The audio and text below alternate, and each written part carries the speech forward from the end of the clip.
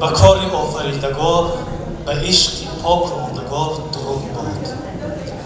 با مهر و بر صفای دل، با صبح آشکافته ضمیر شب، با گل که مید منزلی درود باد.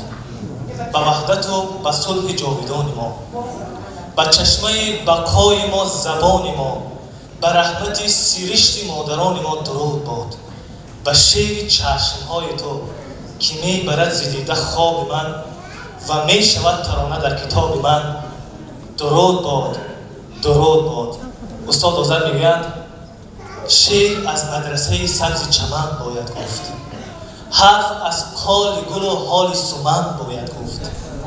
حاصل باغ چی بسیار و چی زیباست، ولی سخن از گیره بی حاصل من باید گفت. عشق خود چیست اگر نیست گذشتن از خود، باز آری سخن از دار و رسن باید گفت. در وطن گفتن ما نیست محبت روشن، شرم آید همانجا که وطن باید گفت. امیدواریم که شعرهای شما همیشه تسکین کننده قلب‌ها باشند، همیشه تمام یکرنگی ها را رخوت کنند، بر هم زنند، همیشه شعر شما با مردم و مردم با شعر شما باشند. و در انجام سخن یک شعر دیگری استاد آذر را با استفاده از این فرصت منظور می‌داریم. قصه سیبک سرخ.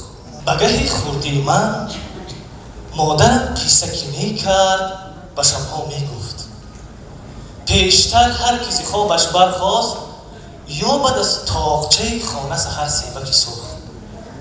باز هشدار همی داد به ما هر کی دریافت نگوید به کسی، چقدر صبح دویدم طرف تاقچه من، لیک افسوس کسی پیشتر آنجا بوده است. به بلاغت که رسیدم قصه عشق تو هم داشت چنین وعده خوب، لیک در طاق گریبان تو هم دستانم سیبکی سرخ نیافت. چه کسی پیشتر از من سحر از خانه برون می آید، چه کسی سیب مرا می دزدد می دزدد می دزدد.